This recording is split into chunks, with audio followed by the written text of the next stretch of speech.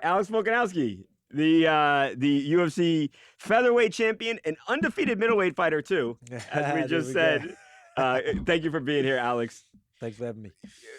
In incredible performance.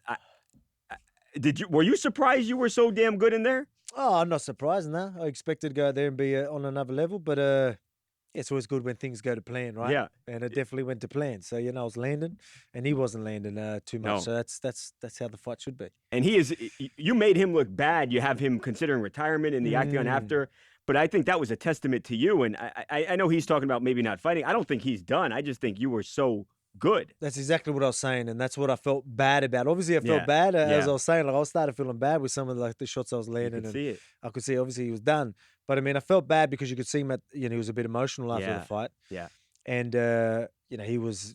You could see. I obviously couldn't understand him, but I knew he was like talking about retiring and all that. I'm like, I wanted him to understand that it doesn't matter who was there in front of me. That was going to happen. That was going to happen. Right. You know what I mean? So don't be so hard on yourself. Yeah. Because if you were in front of someone else that night, it wouldn't have looked that way. Right. He was saying, he goes, oh, camp was perfect for him and all that type of stuff. He goes, but he just showed me what real champions are about. And that's exactly what I said I was going to do. But you know what I mean? I don't lie. Yeah. No, and I tell him how it is. You certainly I gave him the warning. You told him before it happened, Right. A lot of guys say that and then they don't actually, back it up inside the octagon. That's going to happen too, right?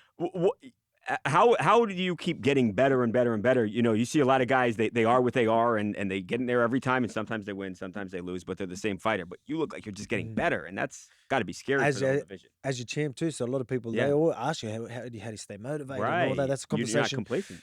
Well, you can't. You know what I mean? If you look at the greatest athletes in any sport, that's what they're all about. Yeah. You know what I mean? And that's the conversations I'm having with myself. You know what I mean? Yeah. And with my, say the sports cycle, whatever it is. Right. It's like it's not about being better than your opponents. Obviously, I'm going to make sure I'm better than opponent on the night, but I want to improve myself every time I step in the gym. Right. Every month, I want to see improvements. Right. You know what I mean? And that's why you're going to see me. My hands are sore and stuff like that. Right. And I've got to do what we're doing now. Is that why your knuckles are red right now? Is that from this punching one's Zombie? a bit. This one's a bit that fatter. one's swollen. It was actually a lot worse yesterday, but it's all good. But I mean, wow, you can see it's swollen though. Yeah, it's all good. No breaks, so all right. But that's hard though? Because when you were not champion, when you're a contender, hey, I'm chasing Max, and that's where I need to be. But now you have nothing to chase. It's not hard. It's nothing to chase as in your belts and stuff like that. But I mean, I just want to be better. Right. You know what I mean? And I expect better. And again, I look at my opponents. I'm going to give them the benefit of the doubt and expect them to know more than I know now. So if I'm telling them I need to be better, so I've that underdog mentality that we're always talking about, I just need to do more. What I know now is not enough. I've always got that mentality. I want to raise the bar every single time I step in there. And I said it all week. Yeah, that's what I'm all about, and I'm going to show you that. Right, and that's exactly what I showed. At the end of the fight, the announcers, Rogan, they're talking about, hey, Alex he has done enough to deserve to call his shot now. Mm-hmm. Do you agree with that? And I know we spoke with you earlier in the week. You talked about that champ status, which is it's a rarefied air. It's a small club of people who have held both belts at the same time.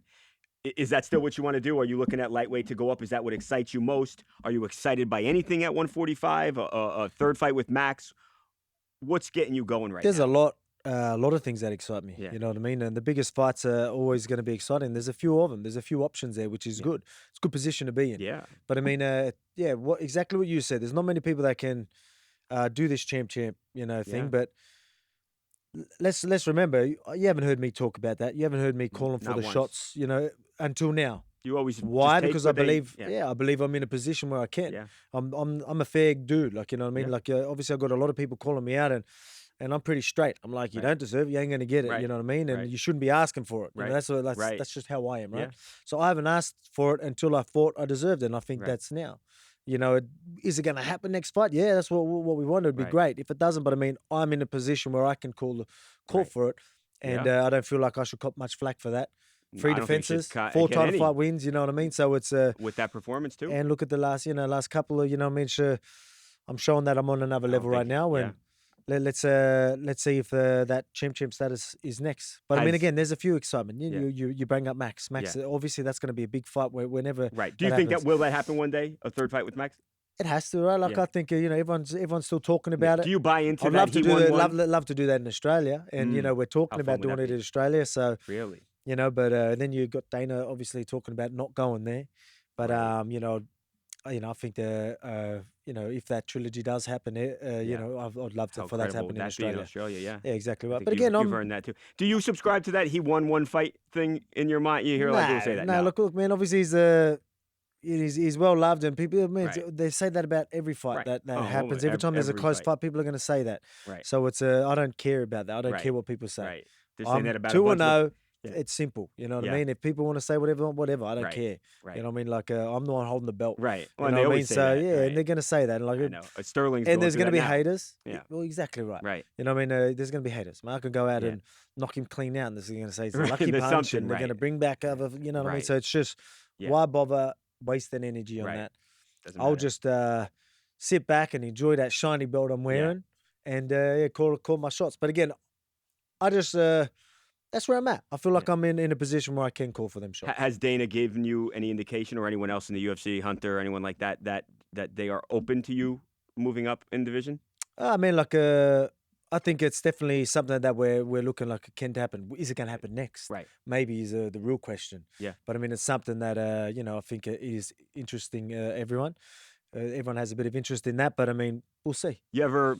Man, this guy's not even in the mix, and he's got a broken leg. But someone like Conor McGregor for that big name, that might be the biggest fight you could make right now with you, right? Yeah. Is anything like that ever interest you? The guys fight? It always does, and it's always going to interest a lot of people. Yeah, it's always going to be a big fight. It's always there's always going to be money. There's going to be circus. It's going to be entertaining. It's going to be fun. I'll enjoy that whole fucking thing. You can curse, yeah, of course we can. So like but again, he's as I've been saying, even all week, that question comes up a lot. Obviously, he's another champ in my division that I haven't taken out. I've taken out everyone else. Yeah. So it makes sense as well. On top of the circus money. Right. And all that stuff. But it'd be a lot of fun. Then it's again, why did I want this legacy fight with Zombie? Was because he is a legend of the division. You know, I've taken out like your Chad Mendes, Aldo's, Max Holloway, you know what I mean? Zombie, Ortega. I want to take out all the legends of this division. Yeah. And Conor McGregor has held that belt in my division, and again, I want that GOAT status. Take out all the champions. Yeah. You're fucking saying something. You're damn right you are. Do you feel like you are the GOAT? I know we asked you this last week, I think it was. He said, I got to do more, but did anything change as good as you were inside the octagon Saturday? It's more than just, do I think I'm the best featherweight ever, like as in skill-wise? Yeah, I do. But I mean, to say you're the GOAT, I think a lot more comes into play. Yeah. So, but you Max or Aldo, right? I mean, yeah, exactly right. So I look at Aldo. I say Aldo's the GOAT to be defending for that long, right? Because one thing that people need to respect, obviously the competition probably wasn't what it is now, and that's no shot. But I mean, that's just facts. But look at what we do, right? Training, injuries, weight cuts. There's going to be just days you don't turn up. Right. And to be champion as long as he was and defend the belt as much as he did, under them circumstances, man, it's pretty impressive. Yeah, like I've been there when you don't turn up and things aren't going to plan. It's shit. You know what I mean? It ain't easy. Sure. I've never been through again, it, that shows you what champions are made of. If you can go out there adversity and things not going your way, but you're like, nah, fuck it, I'm going to take it on and take it out anyway. Yeah. You know what I mean? So I'm going to give him that respect. I don't think I need how many defenses have he had? 7? Yeah, something like that. I don't need 7 defenses. Right. I've taken him out. I've taken Max out twice. Look at the guys I'm taking out. Right. So you're on the way to 7, by the way. Yeah, well, it's not too far, but I mean, like, I think you could pull me back on a few of them. I go out there and take someone else out and in a wild fashion and just walk through some. And I think, again, I'm not the one to say it, but I mean, you're looking at pound for pound, and then you're looking at GOAT in your division. You know what I mean? As I said, undefeated in middleweight. You know what I mean? My only loss was at welterweight. Right. The reason I said that is because this is always something that's mentioned. You played rugby. You were 214 pounds at one point. So now you fight at 145. If people don't know, you're cutting down to that weight. You weigh more when you get in there, obviously. But still, that's a big difference from 214. Oh, it is. You literally fought at middleweight and won. Yeah. And your loss was at welterweight, actually right? Fought a few times. Yeah. I mean, most of them at featherweight now, but I mean, like I had more. I think I've had probably more welterweight fights and lightweight fights. That's incredible. Could you hold your own in 170 in the UFC? Definitely, right? Yeah, I truly do believe that. You know what I mean? Like, yeah. Could you be champion? 100%. I'll say yeah. Yeah, look, obviously that's a big ass. You're moving right up there, but I mean, guys I get. The thing is, I'm not just saying this and just for no reason. I train with a lot of welterweights, UFC welterweights, right? Like high level guys, right? And sure. most of my training partners are a lot bigger than me, right? So, and I hold my own. Trust me, I do very well. Does that help you when you get in there? Then, just like with course. baseball, you hold a heavier bat, and you're quicker when you get in there with the look regular bat. When you're used to being 214 pounds and used to prop rugby league players and used to middleweights and welterweights, and then you grab a hold of these featherweights, right? You're like, going, it's nothing. Right. You know what I mean? But yeah, again, obviously skill comes into play and all that type of stuff. But I mean, I feel like I can dictate any fight anywhere, especially with the featherweights. And I honestly believe in lightweights. I'll have, even look at some of the toughest matchups there. You're going to look at size. So if I move up, a lot of people are going to sit there and they're going to say the power and strength is going to be an issue because you're moving up. Right. That's not an issue for me. Right. When you look at people going to champ status and all that type, moving up, that is always going to be the biggest factor. Height's not going to be a problem because I deal with that anyway. Right. You know what I mean? So everyone's taller than me. Right. Doesn't Max matter. is pretty tall. Max is not short at all. Yeah, exactly right. They're all taller than me anyway. Yeah. But then power, like I'm used to the big guys, and I won't feel that power, like that strength and wrestling and all that. And I'm very hard to hold down. Right. So I'm not expecting these guys to just carry their weight all over me and hold me down and things. So even the hardest matchups, the wrestlers in that division, holding me down isn't gonna, that's not something that I think any of them can do. Right. And then it's going to come down to the striking. Right. I'm going to be faster than them. So I believe I'm a big threat for these guys. And I guarantee you they're watching, they believe it.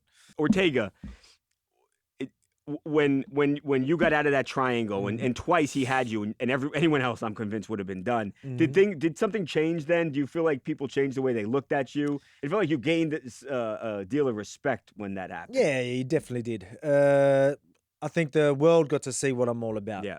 I always talk about it. I always talk about my mentality, and like everyone that knows me knows that I'm an animal. I'm never die attitude, never give up and all that type of stuff. And you talk to me, you're going to hear me talk about these things. But in that one, I didn't have to talk about it. You can see it.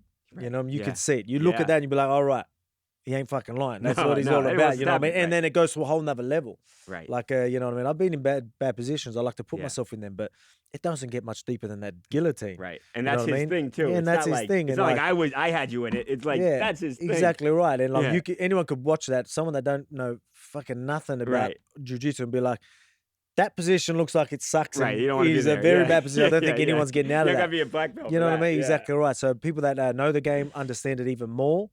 And, I mean, it just showed you that, we used obviously some skill and technique to get out of that.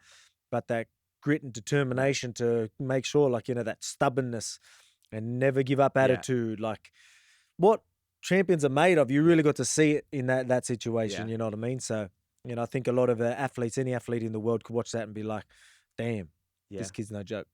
Absolutely. Last question. You said you want to be active this year. Where are we at now? We're in mid-April. When do we see you in the Octagon next? I think August is a good time. They're talking about Australia.